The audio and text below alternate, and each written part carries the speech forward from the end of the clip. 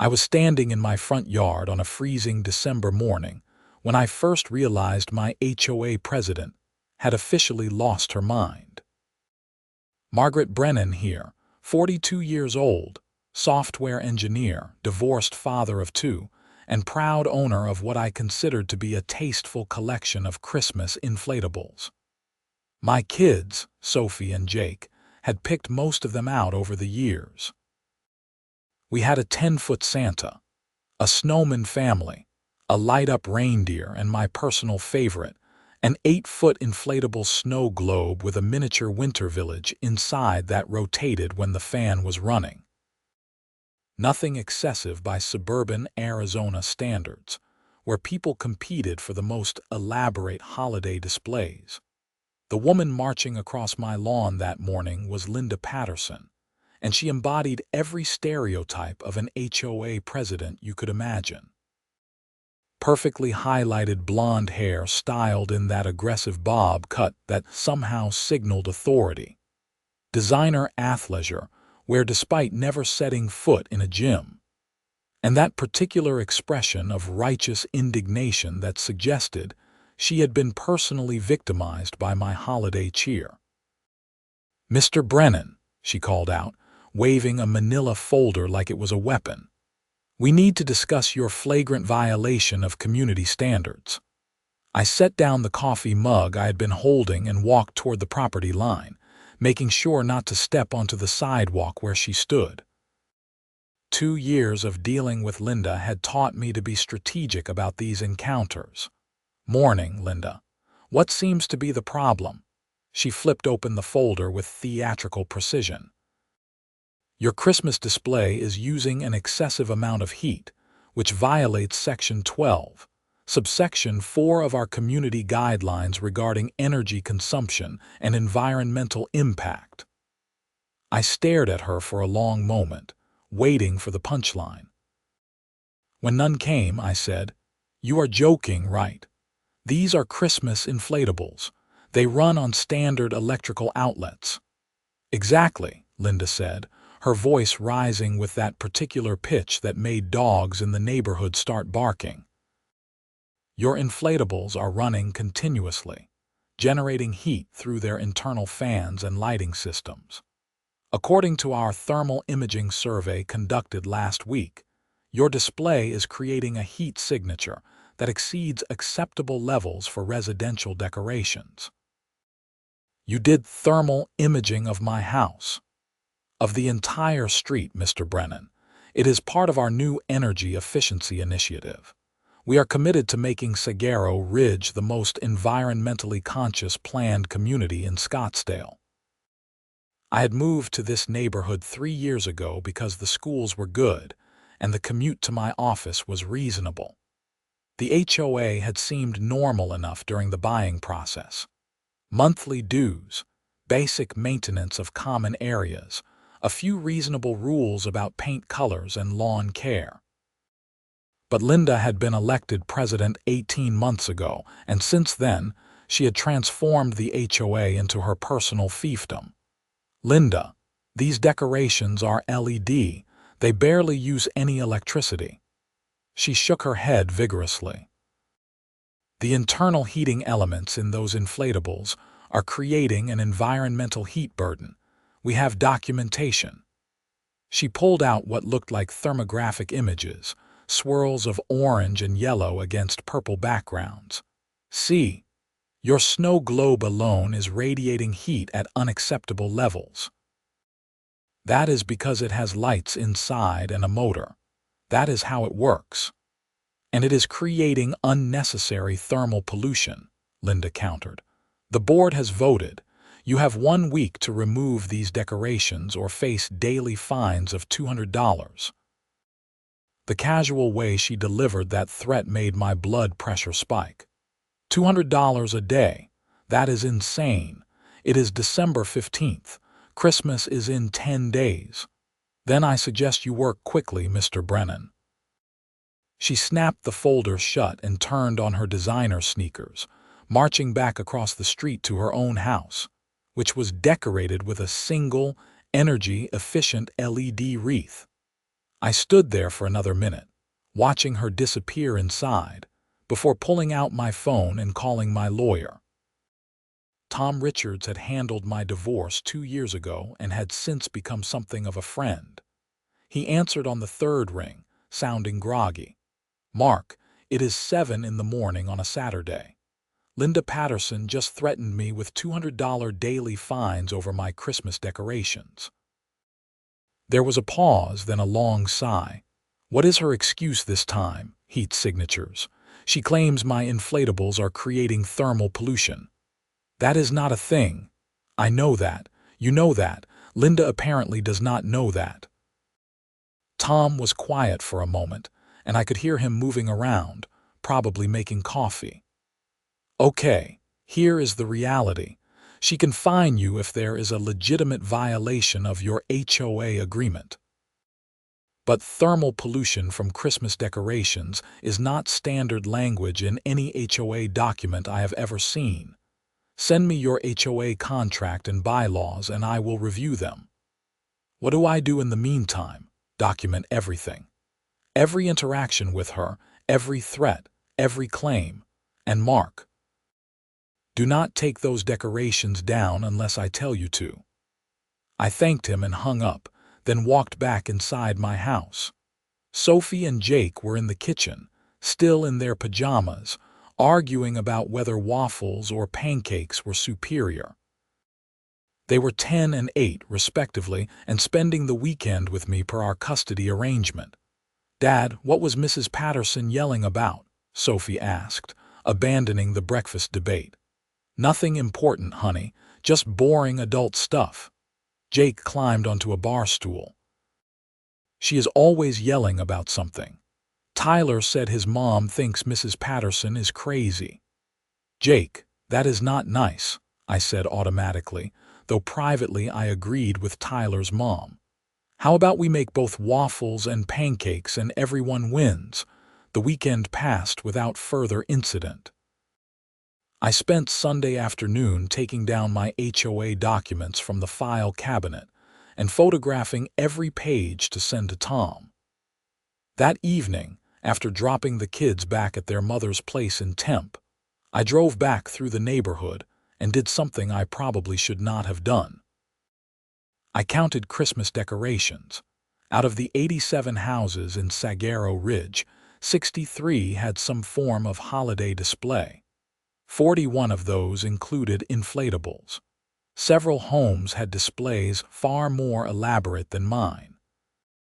The Martinez family 3 streets over had an entire inflatable nativity scene that had to be drawing more power than my setup. The Johnsons on Oak Street had so many lights their house was visible from the freeway, but none of them had received violations. I was being targeted specifically, and I needed to figure out why. Monday morning brought an email from Tom. "Reviewed your HOA docs. Section 12.4 refers to excessive energy consumption that creates documented environmental hazards." That language is vague enough to be legally problematic, but here is the key. They need to prove actual environmental hazard, not just claim heat signatures exist. Also found something interesting. Linda pushed through an amendment 6 months ago that gave the board unilateral authority to define what constitutes excessive. That is likely not enforceable, but it explains her confidence. We should attend the next board meeting and challenge this directly. The next board meeting was scheduled for Wednesday evening, which gave me 2 days to prepare. I spent Tuesday reaching out to neighbors, asking if anyone else had received violations.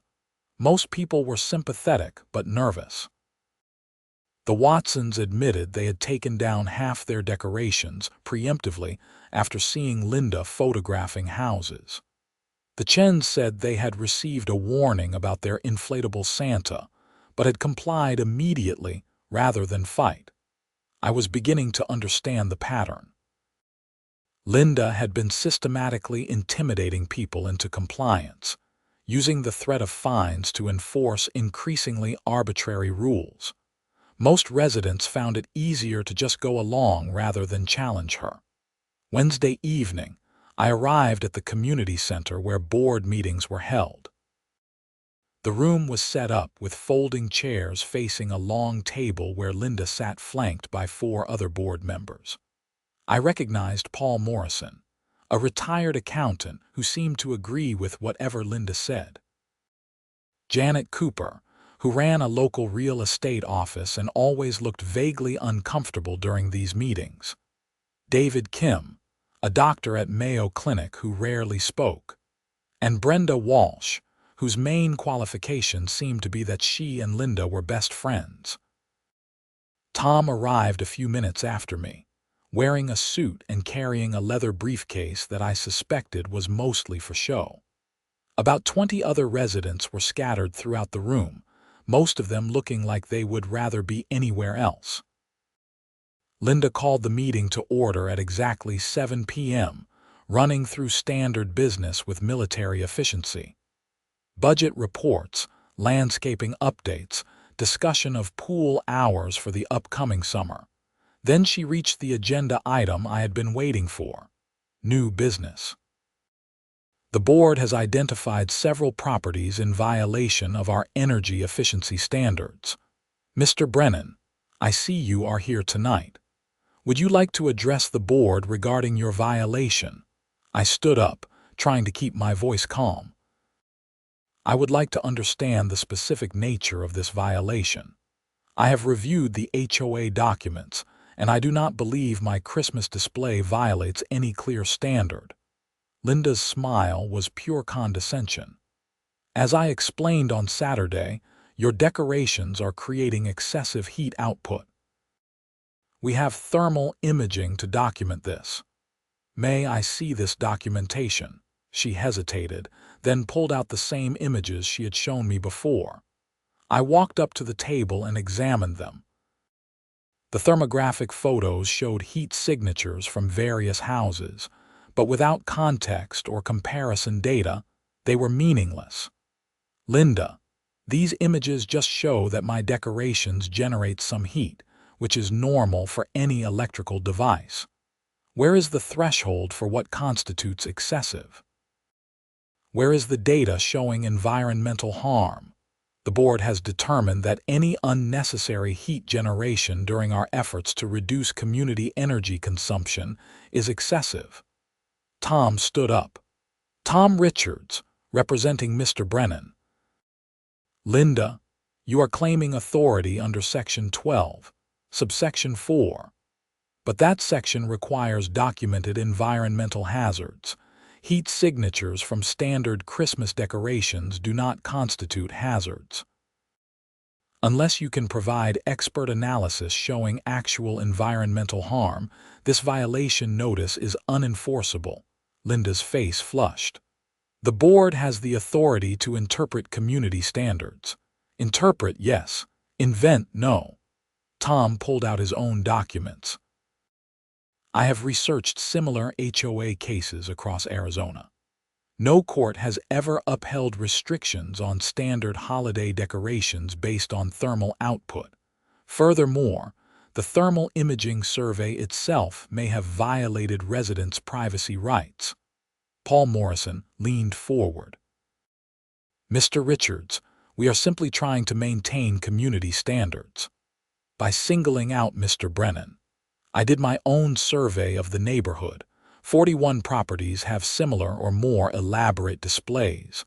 Why has only my client received a violation notice? The room had gone very quiet. Several residents were suddenly paying much more attention. Janet Cooper cleared her throat. Linda, why did we only issue a violation to Mr. Brennan? Because his display is the most excessive, Linda said quickly. Too quickly. That is demonstrably false, I said. The Martinez family has twice as many inflatables. The Johnsons have 3 times as many lights. Why was I specifically targeted? Linda stood up, her voice rising. Because you have been a constant problem, Mr. Brennan. You question every decision this board makes. You have filed multiple complaints about our policies. You have encouraged other residents to challenge legitimate authority. This is about enforcing standards across the community, starting with the most flagrant violators. And there it was, the real reason. I had made the mistake of speaking up at previous meetings, questioning Linda's increasingly authoritarian approach to neighborhood management. This was retaliation. Tom jumped on it immediately. So, you admit this violation notice is retaliatory? That you are using HOA authority to punish a resident for exercising their free speech rights? Linda realized her mistake. That is not what I said. It is exactly what you said. You identified Mr. Brennan as a problem because he questions board decisions, and you are now using fabricated violations to punish him for that. Tom looked at the other board members. If the rest of you vote to uphold this violation, you are opening the HOA to a lawsuit for harassment and abuse of authority. I would strongly suggest you vote to rescind this notice. David Kim spoke for the first time all evening. I move to rescind the violation notice against Mr. Brennan. Second, Janet Cooper said immediately. Linda looked like she had been slapped. We cannot just abandon our environmental standards. We can abandon standards that are selectively enforced for personal reasons, Janet said firmly. All in favor of rescinding. 3 hands went up, David, Janet, and surprisingly Brenda Walsh. Motion carries, Janet announced. The violation is rescinded. Linda gathered her papers with sharp, angry movements. This meeting is adjourned. I thought that would be the end of it. I really did. But 2 days later, on Friday morning, I woke up to find every single one of my Christmas inflatables slashed and destroyed. The damage was methodical. Someone had used a sharp blade to cut massive gashes in each inflatable, rendering them completely unusable. The snow globe was the worst. They had not just slashed it, but had also torn out the motor and smashed the lights inside. The destruction had to have taken at least 20 minutes, maybe longer, which meant someone had done this in the middle of the night while the whole street was sleeping. I called the police immediately. Officer Rodriguez arrived within 30 minutes, a young cop who looked genuinely sympathetic as she surveyed the damage. Any idea who might have done this? She asked, taking photos. I have a strong suspicion, but no proof. She nodded, writing in her notepad. The HOA president. You know about that. We have had a few calls from this neighborhood lately, mostly disputes over violations and fines. Nothing like this, though. She took more photos, focusing on the cuts. Whoever did this knew what they were doing. These are clean cuts, probably a utility knife. Do you have any security cameras? No. I have been meaning to install some, but I have not gotten around to it. Any neighbors with cameras that might have caught something? I thought about it.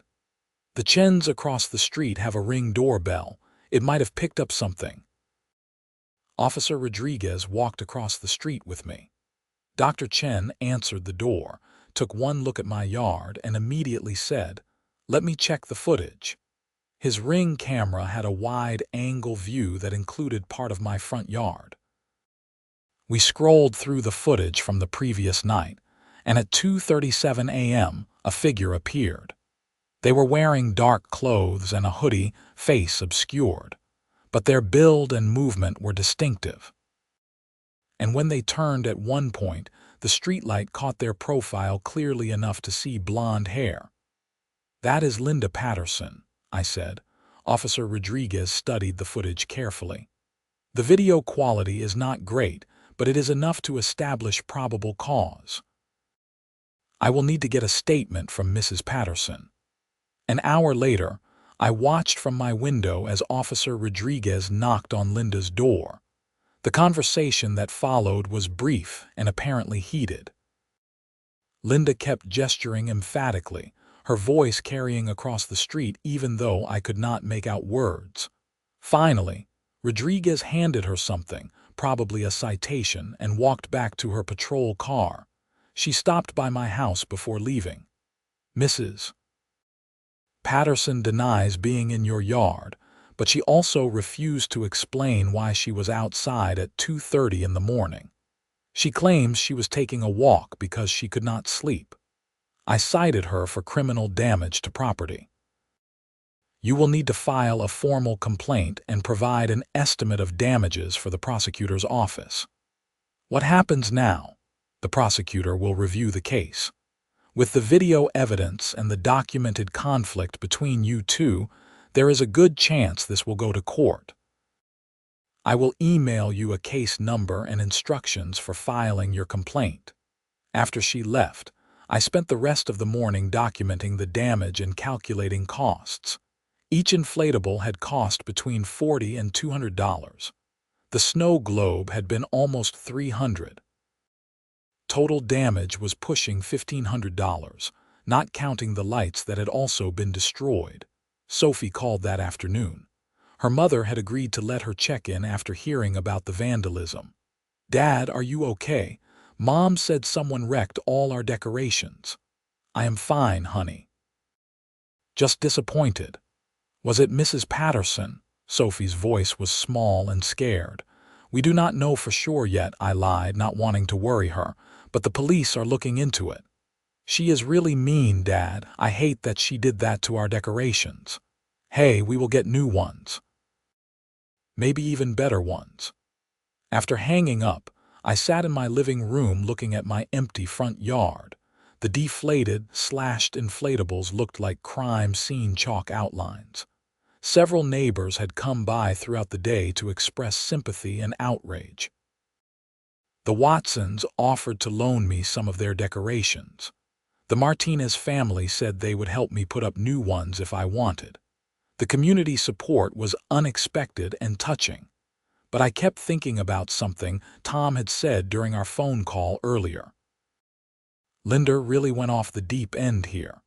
Destruction of property is a criminal matter, not just a civil one. If she is convicted, she could face jail time, and she will definitely be removed from the HOA board. She essentially destroyed her own life over Christmas decorations. That night, I could not sleep. I kept going over everything that had happened. Linda's escalating behavior, the arbitrary violations, the vindictive targeting. Something about the situation felt off, like there was a piece I was missing. Around midnight, I gave up on sleep and started searching through old HOA meeting minutes posted on the community website. I went back 2 years, reading through boring discussions of landscaping contracts and paint color approvals. Then, I found something interesting. 18 months ago, right before Linda ran for HOA president, there had been a contentious vote about installing solar panels on the community center. The proposal would have cost about $60,000, funded through a special assessment of $700 per household. The vote had failed, 53 to 34. Linda had been one of the loudest opponents, arguing about costs and aesthetics. But several residents had supported the project specifically for environmental reasons. I recognized some of the names from recent board meetings. I kept digging and found more. Linda had run for president on a platform of fiscal responsibility and property values.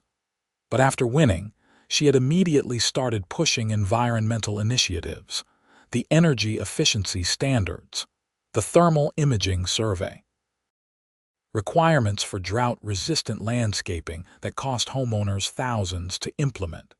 None of it made sense until I found an article from a Scottsdale community news blog dated 9 months ago. The headline read, "Local HOA President's Daughter Launches Green Consulting Business."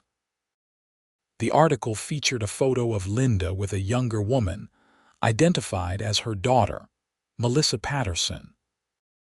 Melissa had recently graduated from Arizona State University with a degree in environmental science, and had started a consulting business helping HOAs and businesses reduce their environmental impact. The article quoted Linda praising her daughter's entrepreneurial spirit. I sat back in my chair, pieces clicking into place. Linda had not suddenly developed environmental consciousness. She was using her position as HOA president to create problems that required solutions her daughter's business could provide. The thermal imaging survey had probably been conducted by Melissa's company. Any remediation work, consulting fees, follow-up assessments, all of it would have been funneled to her daughter. And I had threatened that scheme by challenging the violations publicly and winning. The next morning, I called Tom and explained what I had found. He was quiet for a long moment after I finished. "That is fraud, Mark. If Linda has been using HOA funds to pay her daughter's company without disclosing the conflict of interest, that is embezzlement. The dollar amounts could easily make it a felony. What should I do? I need to review all HOA financial records for the past 18 months. Every expenditure, every contract. You have access to those records. Any homeowner can request them, but Linda has to approve the request. She will never approve yours, but she cannot deny a request from a lawyer. I will file a formal demand today. She has to provide them within a reasonable time frame, usually 10 business days. And if she refuses, then we file for a court order, and that in itself becomes evidence of wrongdoing."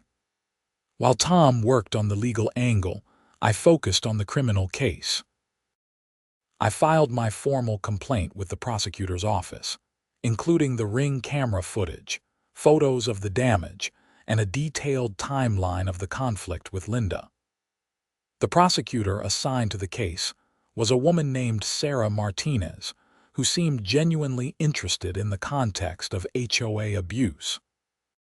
"We see a lot of HOA disputes," she told me during our meeting the following Tuesday.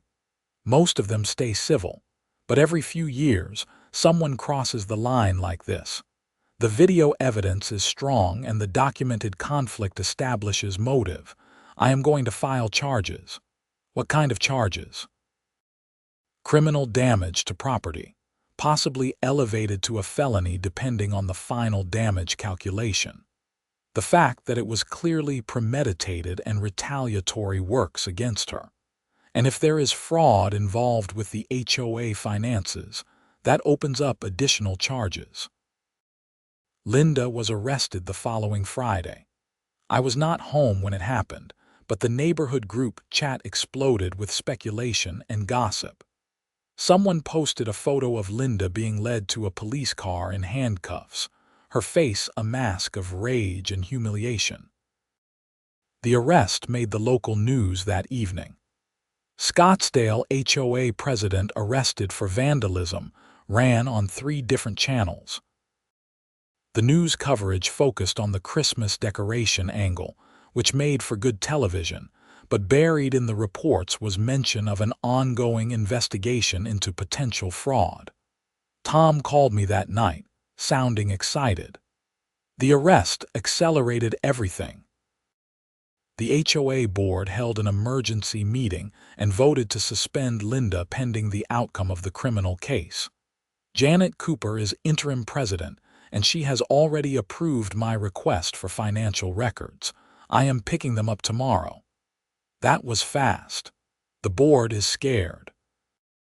If Linda was committing fraud, they could all be held liable. They are cooperating to protect themselves. The financial records told the story Tom had suspected. Over 18 months, the HOA had paid Melissa Patterson's consulting company nearly $47,000. The payments were categorized as environmental compliance consulting and energy efficiency assessments. But there was no documentation of competitive bidding, no disclosure of Linda's relationship to the consultant, and no evidence that the work had ever been performed beyond the thermal imaging survey. Tom walked me through the documents in his office. This is textbook embezzlement. Linda created fake environmental requirements, paid her daughter's company with HOA funds to address those requirements, and personally benefited from the arrangement. Every homeowner in Saguaro Ridge has been paying inflated HOA dues to fund this fraud. What happens now? I am forwarding everything to the prosecutor's office. This adds significantly to Linda's legal problems. But here is the question. What do you want to happen? You can push for maximum prosecution, which might mean significant jail time. Or you can focus on restitution and removal from any HOA authority. I thought about it. Part of me wanted to see Linda face serious consequences. She had terrorized the neighborhood for months, destroyed my property, and stolen from every resident. But another part of me just wanted it to be over.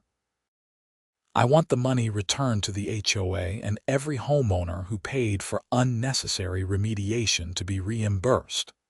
I want Linda permanently barred from holding any HOA position. And I want her to face whatever criminal consequences the prosecutor thinks are appropriate for the vandalism. Fair enough. I will communicate that to the prosecutor.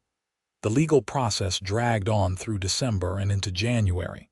Christmas came and went with my front yard still empty of decorations. The kids were disappointed, but I promised them we would do something special next year. In late January, Linda's lawyer reached out with a plea deal proposal. Linda would plead guilty to criminal damage to property and make full restitution for the destroyed decorations. She would resign from the HOA board and agree to never hold any position of authority in the community again. She would also repay the $47,000 to the HOA and cooperate fully with an audit of all expenditures during her presidency. In exchange, the prosecutor would recommend probation instead of jail time and would not pursue additional fraud charges against Melissa, who claimed she had not known about her mother's conflict of interest. I accepted the deal. Not because I felt particularly merciful, but because Tom convinced me that a trial would drag on for months and might not result in a better outcome. At least this way, the neighborhood got its money back, and Linda was permanently removed from power. The sentencing hearing was in early February. I attended along with several other residents. Linda stood before the judge looking diminished, her aggressive confidence completely gone. Her lawyer gave a statement about how she had made mistakes, but had already suffered significant consequences, losing her position and her reputation in the community. The judge was unimpressed. "Mrs. Patterson, you held a position of trust and authority and abused that trust for personal gain. You terrorized your neighbors with arbitrary rules and vindictive enforcement. And when challenged, you committed a criminal act of retaliation. The only reason you are not going to jail is because Mr. Brennan has shown more grace than you deserve." Linda received 3 years of probation, 600 hours of community service, and an order to repay all damages and stolen funds. She was also permanently barred from serving on any HOA board in Arizona. As we left the courthouse, Tom turned to me. "So, what are you going to do about Christmas decorations next year?"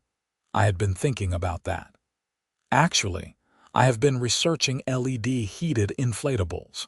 They are a newer technology that uses LED strips for both lighting and climate control. They are way more energy efficient than traditional inflatables, use about 60% less electricity, and they are designed specifically to minimize heat output while still keeping the inflatable properly inflated in cold weather." Tom laughed. "You are going to double down on the decorations?" "Absolutely. I found a company in Phoenix that specializes in them. They have a 15-foot Santa that uses less power than a hair dryer. I already ordered it." Linda would lose her mind. Good thing she is not in charge anymore. The rest of winter passed quietly. Janet Cooper proved to be a reasonable and competent interim HOA president. She eliminated most of Linda's arbitrary rules and focused on actual community maintenance and improvement. The HOA dues were reduced by 15% once the fraudulent consulting contracts were removed from the budget. In March, the HOA held new elections. Janet won the presidency with 73% of the vote. David Kim became vice president. The new board's first act was to pass a comprehensive reform package that included term limits, financial oversight requirements, and a clear process for homeowners to challenge violations. As spring turned to summer and then fall, life in Saguaro Ridge returned to normal. The neighborhood barbecues resumed. Kids played in the streets. Nobody worried about thermal imaging or arbitrary fines. And when December rolled around again, I was ready. The delivery truck arrived on December 1st, right on schedule. The driver helped me unload box after box of LED-heated inflatables. I had gone all out. A 20-foot Santa that towered over my house. A nativity scene with LED-heated figures that glowed warmly in the Arizona winter nights. A train display where each car was its own inflatable, all connected and lit with efficient LED strips. And my centerpiece, a new snow globe twice the size of my old one, using LED technology that created the illusion of falling snow while consuming less energy than a single incandescent bulb. Sophie and Jake were with me for the weekend and helped set everything up. Neighbors stopped by to watch, several of them applauding when we finally got the giant Santa upright. "Dad, this is amazing," Sophie said, her eyes wide. "Best Christmas display ever," Jake agreed.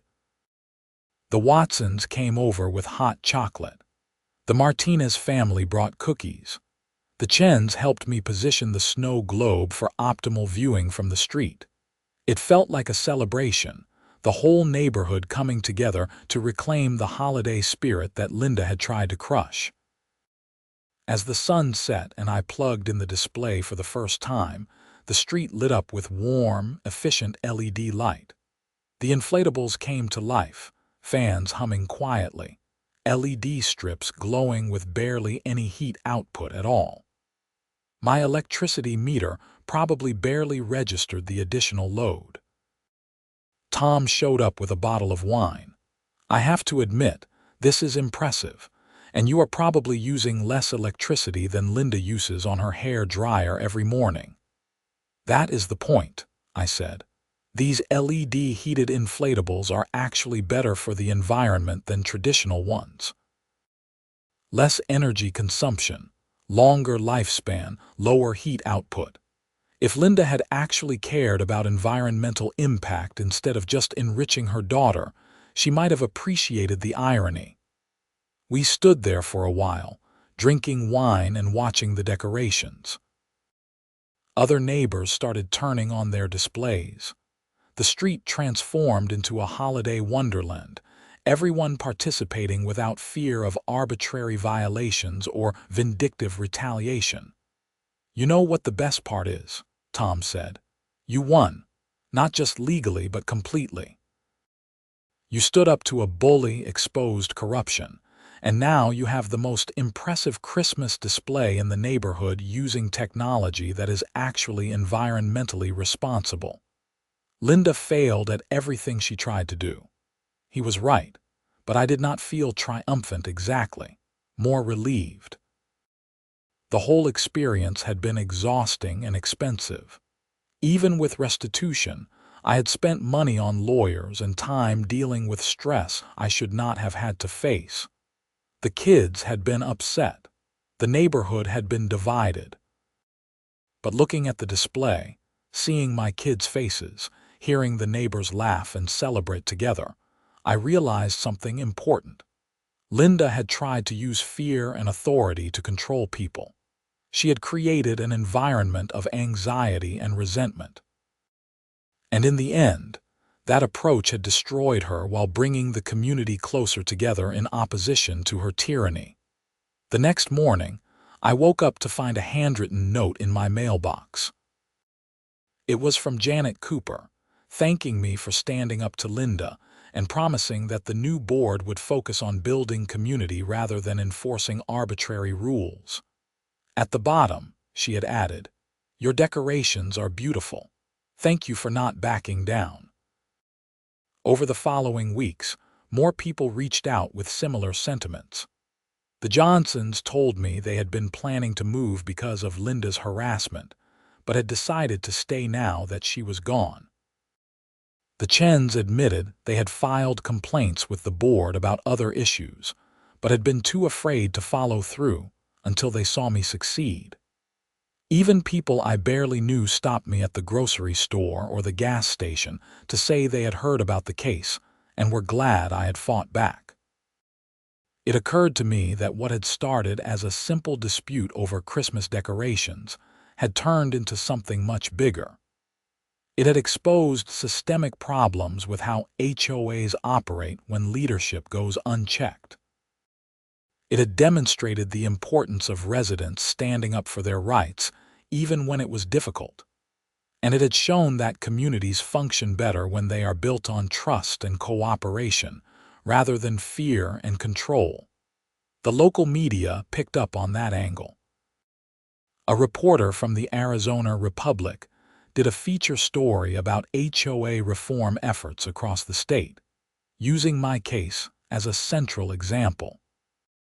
The article detailed how Linda's fraud had been discovered, how the legal system had held her accountable, and how the Saguaro Ridge HOA had reformed itself in the aftermath. The story caught the attention of state legislators. In February, a representative from North Scottsdale introduced a bill to increase HOA accountability and transparency requirements. The proposed legislation would mandate regular independent audits of HOA finances, require disclosure of any conflicts of interest, and create an easier process for homeowners to challenge unfair violations. I was invited to testify before the State Housing Committee in March. Standing in front of legislators and telling my story felt surreal, but I tried to focus on the broader issues beyond my personal experience. The problem is not just bad actors like Linda Patterson, I explained. The problem is that current law gives HOA boards enormous power with very little oversight. Most homeowners have no idea what recourse they have when rules are enforced unfairly. Many people are afraid to speak up because they fear retaliation. We need systems in place that prevent abuse before it happens and protect residents when it does. The bill passed committee and moved forward. It would be months before final passage, maybe longer, but the momentum was there. By the time spring arrived and I started taking down my LED-heated inflatables, I felt like the entire ordeal had finally come to a meaningful close. The decorations had performed perfectly all season, using minimal energy while providing maximum holiday cheer. I carefully packed them away in labeled boxes, already planning next year's display. Sophie and Jake helped, both of them chattering about what we should add next December. "What about an inflatable Grinch?" Jake suggested. "That would be funny. Or penguins," Sophie said. "I love penguins." "We will see what we can find," I promised. As I loaded the last box into the garage, I noticed Linda's house across the street. A for sale sign had gone up a few weeks earlier. The house looked abandoned, curtains closed, no cars in the driveway. I had heard through neighborhood gossip that Linda and her husband were getting divorced. He had apparently been unaware of the fraud and had been furious when everything came to light. Melissa had moved to California, trying to distance herself from the scandal. Part of me felt bad for Linda. She had destroyed her life over decorations and a relatively small amount of money. But mostly, I felt grateful that the situation had been resolved before she could do more damage to more people. The house sold in April to a young couple with a toddler. They introduced themselves as Ryan and Emily Bennett, both engineers at Intel. They seemed nice and normal, which was honestly all I wanted in neighbors at that point. "We heard about what happened with the previous owner," Ryan said when they stopped by to introduce themselves. "Want you to know we appreciate what you did.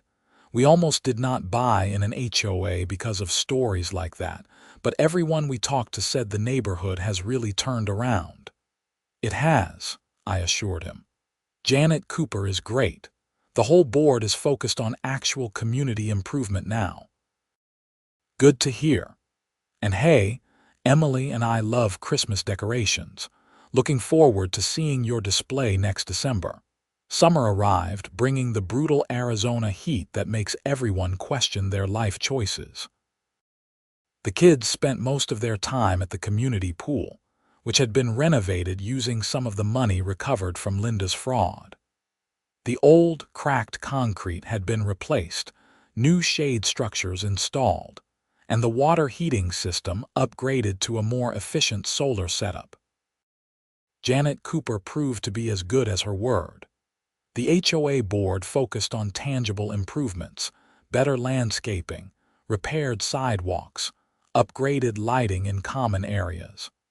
Monthly newsletters actually contained useful information instead of threats about violations. Board meetings were productive and drama-free. In August, Tom called with news. Linda's probation officer contacted me. Apparently, she is struggling to complete her community service hours and is petitioning the court to modify the terms. They wanted to know if you would oppose a reduction. What do you think, honestly? I think she should finish what she was sentenced to. She has only completed about a third of the hours. If the court starts reducing sentences because they are inconvenient, what is the point? I agree. I will oppose it. The court denied Linda's petition. She would have to complete all 600 hours, which at her current pace would take another 2 years. Good. As fall arrived and the weather cooled, I started planning my December display. The LED heated inflatables had worked so well that I wanted to expand the concept. I researched manufacturers, compared energy efficiency ratings, and calculated electrical loads to make sure I would not overload any circuits. Sophie and Jake were involved in the planning process, drawing pictures of their ideal display. Jake wanted dinosaurs in Santa hats. Sophie wanted a castle made of lights. We compromised on a winter wonderland theme that incorporated both traditional Christmas elements and some creative additions. The orders started arriving in November. New inflatables using the latest LED heating technology. Projection lights that created moving images on the house. A sound system that would play music, synchronized to the light display. Everything designed to be spectacular while remaining energy efficient. As December 1st approached, I felt a familiar excitement building. Not just about the decorations themselves, but about what they represented. The freedom to celebrate the holidays without fear of arbitrary punishment. The victory of standing up against petty tyranny. The resilience of a community that had reformed itself after corruption. Setting up the display took 3 full days. Neighbors helped, turning it into a block party atmosphere. Ryan and Emily from across the street brought their daughter over to watch. The Martinez family contributed an inflatable menorah for Hanukkah. The Chens added paper lanterns to celebrate the approaching new year. When everything was finally complete, and I flipped the switches for the first time, the street erupted in applause. The display was twice as large as last year, covering my entire front yard and extending onto the side of the house. The LED technology made everything glow with vibrant colors, while using barely more electricity than a standard string of traditional Christmas lights. Tom showed up with champagne this time. "You have officially created the most passive-aggressive Christmas display in Arizona history. I love it." He was probably right. Every element of the display was a subtle reminder of what had happened: the efficiency, the scale, the refusal to be intimidated or controlled. Linda was gone, but the lessons remained. Sophie raised her plastic cup of apple cider. To Dad, for having the best decorations and not letting the mean HOA lady win. To Dad, Jake echoed. To standing up for what is right, I added. And to communities that support each other instead of tearing each other down. We toasted and drank, standing in the Arizona winter evening surrounded by energy-efficient LED-heated Christmas inflatables that had somehow become symbols of resistance against authoritarian HOA overreach. The rest of December was peaceful. Families from across Scottsdale drove through the neighborhood to see the decorations. A local television station did a feature about the display, though they focused more on the technology than the backstory. The HOA received compliments from visitors and residents alike. On Christmas morning, I woke up early and went outside to watch the sunrise. The decorations were still glowing, LED strips providing just enough light to see the entire display. The inflatable Santa swayed gently in the breeze. The snow globe rotated slowly, its internal LED snowflakes creating the illusion of a blizzard contained in glass. I thought about how much had changed over the past year. The legal battles, the community reforms, the new board leadership. All of it stemming from Linda's decision to target my Christmas decorations with a fake environmental complaint. The irony was not lost on me. Her attempt to use environmental concerns as a weapon had led to me actually implementing more environmentally friendly decorations. Her fraud had been exposed because she pushed too hard against someone willing to push back. Her attempt to consolidate power had resulted in reforms that distributed power more fairly. In trying to crush holiday spirit, she had inspired a stronger celebration. In trying to control the community, she had lost all control over her own life. My phone buzzed with a text from Janet Cooper. The board wants to formally thank you at our January meeting for your role in reforming the HOA. Hope you will attend.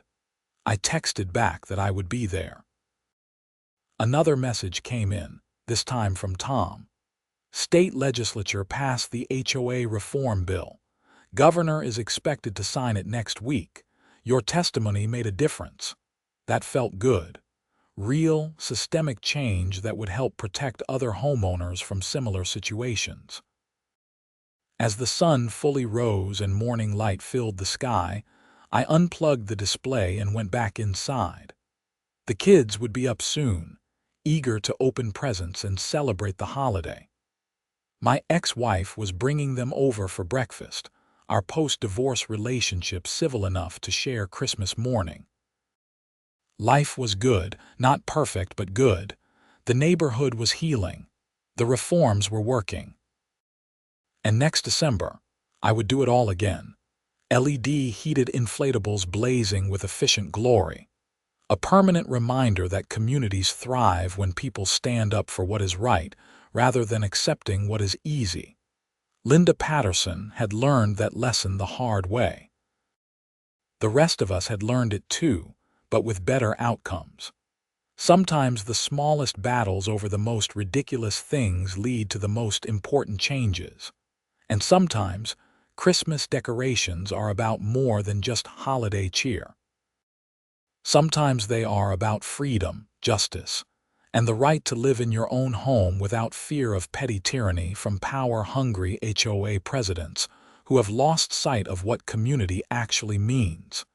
The LED-heated inflatables would return next year, bigger and better. And the year after that. And every year following, a glowing testament to the simple truth that standing up to bullies is always worth it, even when the stakes seem small. Especially when the stakes seem small. Because that is when abuse of power is easiest to ignore and therefore most important to confront. I smiled, thinking about Linda somewhere completing her community service hours, probably bitter and angry about how everything had turned out. Then I went inside to make coffee and start what promised to be a wonderful Christmas day with my kids, in my house, in my neighborhood, where the HOA now functioned as it should, serving the community rather than ruling it.